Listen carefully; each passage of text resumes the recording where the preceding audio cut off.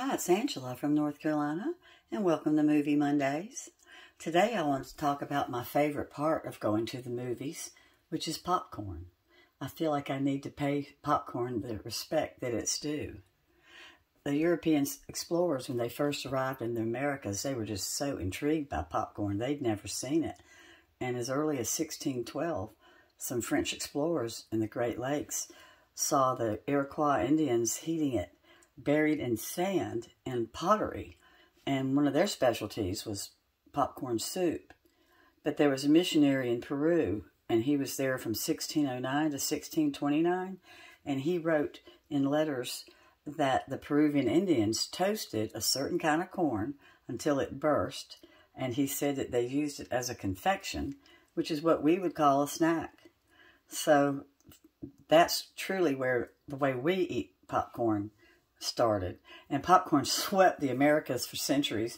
It was a staple in festivals and fairs and circuses and gaming events. But one place it wasn't was the brand new movie palaces in the 1920s. Believe it or not, they had no food, no drinks, no food.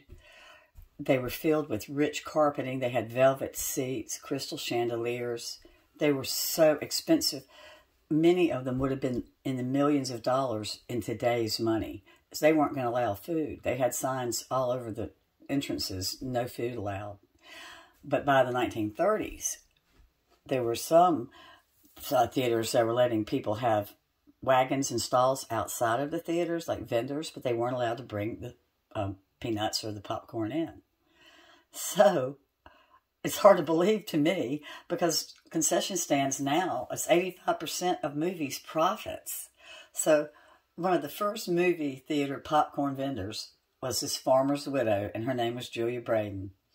And she talked the Linwood Theater in Kansas City into letting her have this little popcorn stand in the lobby.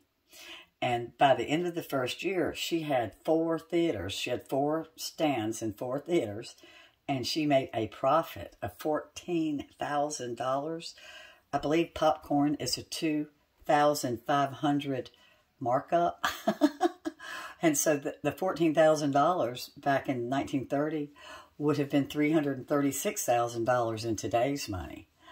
And people were not happy, because movie theaters were starting to close all over the country, because we were in the middle of the Depression. And people were still going to the movies because it was a dime.